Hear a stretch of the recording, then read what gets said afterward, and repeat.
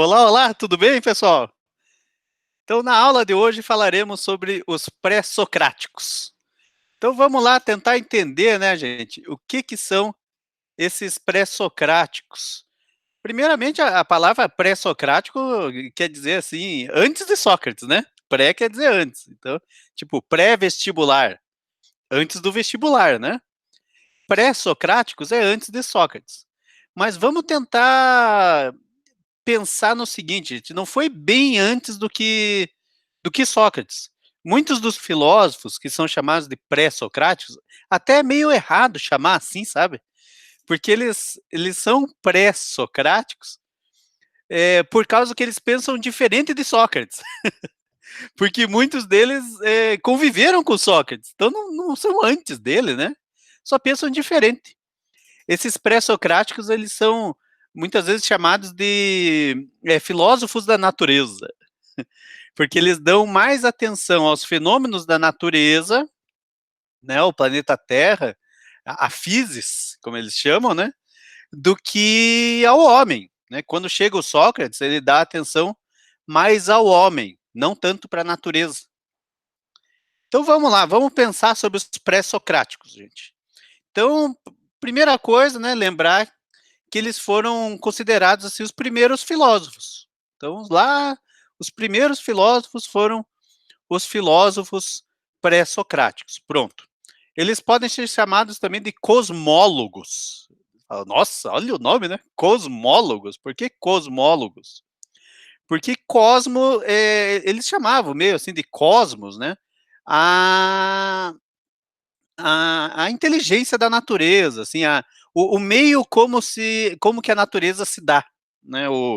A lógica para isso, né? Por isso logos ali, ó, a lógica da natureza, né? As leis que regem a natureza, isso é cosmologia, cosmólogos. Ou até naturalistas, né? Já que a gente disse que eles eram os filósofos da natureza.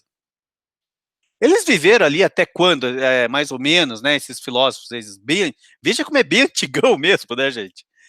Mais ou menos ali, final do, entre, né? Final de 7 antes de Cristo até aí uns 5 antes de Cristo. Então é tudo antes de Cristo o negócio.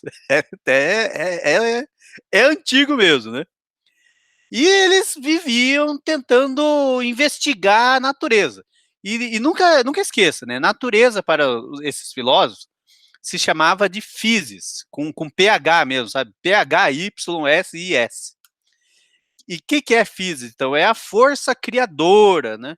Responsável pelo desenvolvimento de tudo que há na Terra.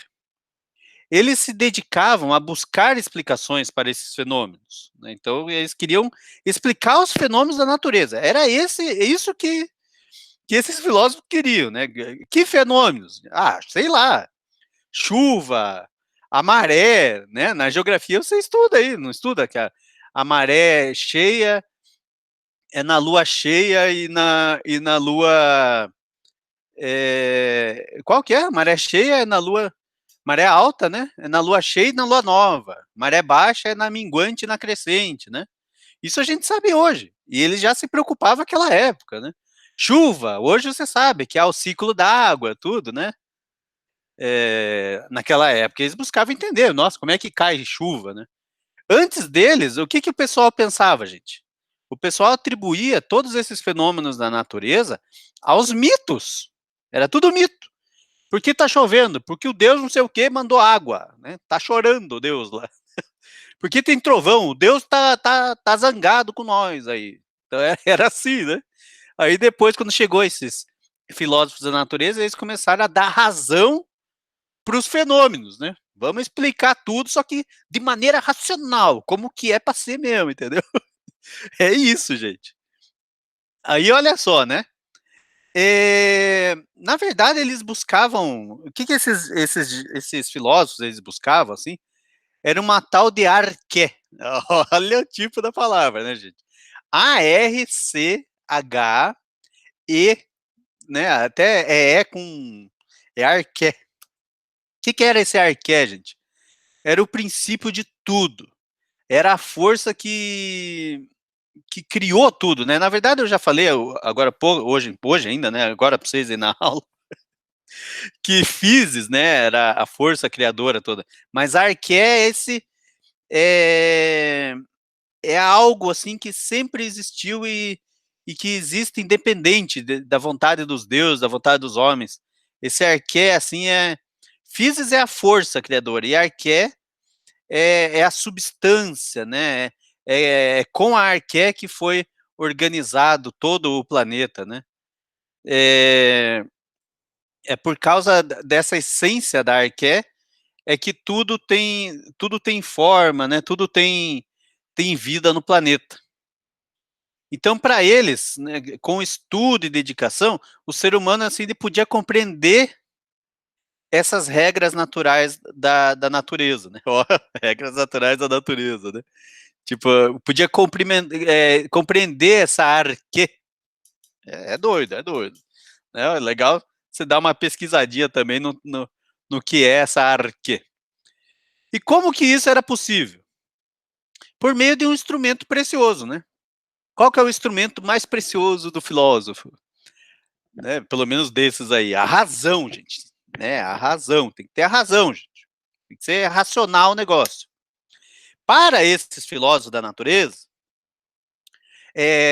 por meio de observações, análises, reflexões, desse jeito seria possível desvendar a verdade o máximo que desse, né, para enxergar a realidade das coisas. Então, comparando de novo com o mito, né? O mito, para o mito, tudo que acontecia era um presente divino, ou era por causa das vontades dos deuses, né? E no racional, não, né? No pensamento de agora, né, da filosofia, desses pré-socráticos aí, filósofos da natureza, tudo talvez acontecesse devido, sei lá, uma reação química. Então o negócio é mais racional, deixa o mito para lá. A gente pode dizer também que foi a partir desses primeiros filósofos aí que a gente está falando hoje, que a natureza passou a ser entendida de maneira diferente, né? Então, dá para dizer que a natureza foi descoberta, assim, por esses filósofos. Né? Eles que começaram a dar um novo sentido para as coisas. Eles perceberam que a natureza possui, assim, uma forma própria de existir, né? E que não depende dos homens, ou de deuses, né? Ou de qualquer coisa para ela acontecer, entende? Então, isso que mudou bastante, né? Com esses filósofos. Aí a gente pode dizer, professor, dá uns exemplos aí de alguns filósofos da natureza. Podemos dar, vamos dar uns exemplos, né? Depois a gente estuda eles um a um, mas vamos falar só o basiquinho de cada um desses aí, desses filósofos da natureza.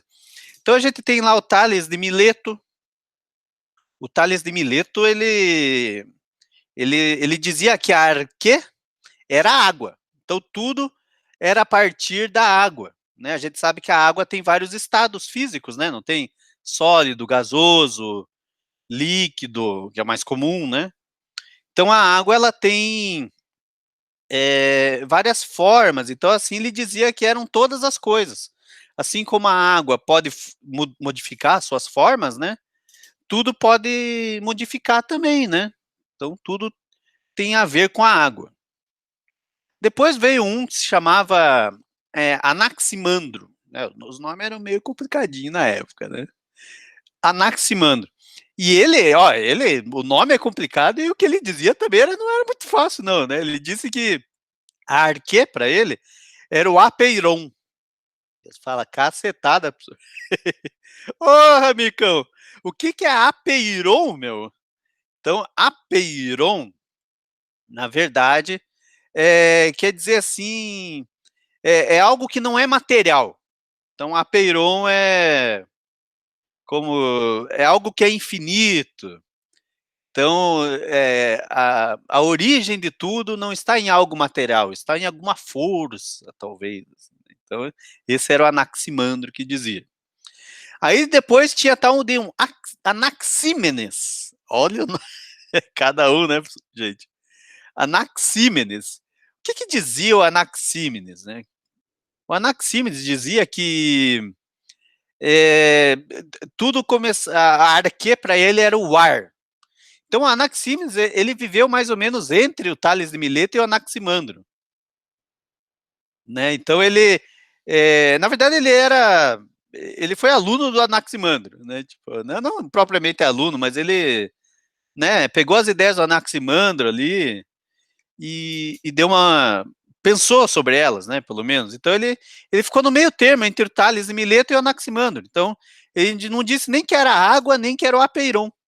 Ele disse que era algo que existe mesmo, né? Assim como a água, ele chamou tudo de ar.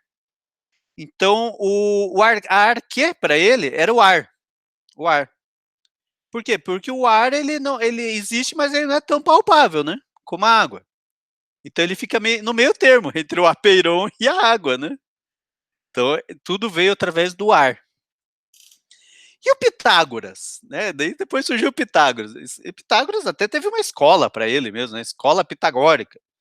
E quando você lembra de Pitágoras, você lembra da matemática, não é? Não tem lá o triângulo pitagórico e tal. Então Pitágoras ele disse lá que a arquê para ele, né? Tudo diz respeito aos números. Então tudo vem através aí de uma sequência de números e tal. E o Pitágoras é muito legal. Tem vários filósofos que até hoje em dia, né? Vários pensadores que atribuem as coisas do mundo a algarismos, né? A dígitos. Né, existem estudos aí ou então até, pode dizer até teorias da conspiração, né? Que falam que tudo tem um padrão no universo. É bem louco aí. Pitágoras é legal esse atribuir aos números, né? Tudo que existe na Terra, né? É legal. É algo para se pensar, assim, né? Tem gente que atribui números a tudo na sua vida, né? Não tem um número que você mais gosta, daí você começa a utilizar esse número em todas as coisas da tua vida, né? Diz que tem um porquê de tudo isso. É meio doido, né? E olha que isso aí foi antes de Cristo, né? O Heráclito, né? Heráclito é aquele que diz lá, um homem não pode se banhar no mesmo rio duas vezes, porque para o Heráclito, a arqué é o fogo, e o fogo, ele transforma tudo, né? O fogo transforma tudo.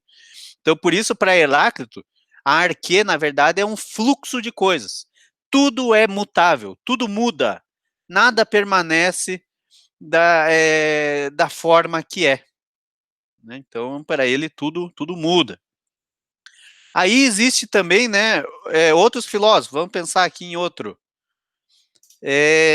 Parmênides. Por que eu pensei no Parmênides? Porque Parmênides é o contrário do Heráclito, né?